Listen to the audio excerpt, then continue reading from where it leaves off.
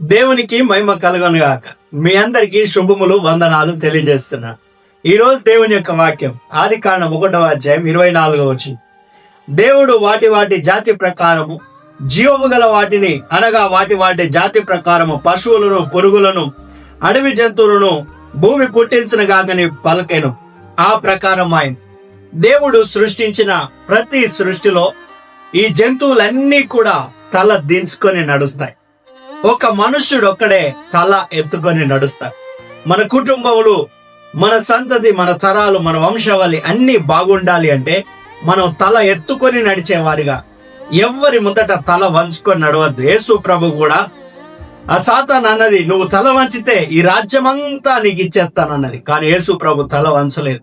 ఇదిగో నీవు నీ తండ్రి అయిన దేవుణ్ణి శోధింపవలదు అని సాతానును వెళ్ళగొట్టాడు.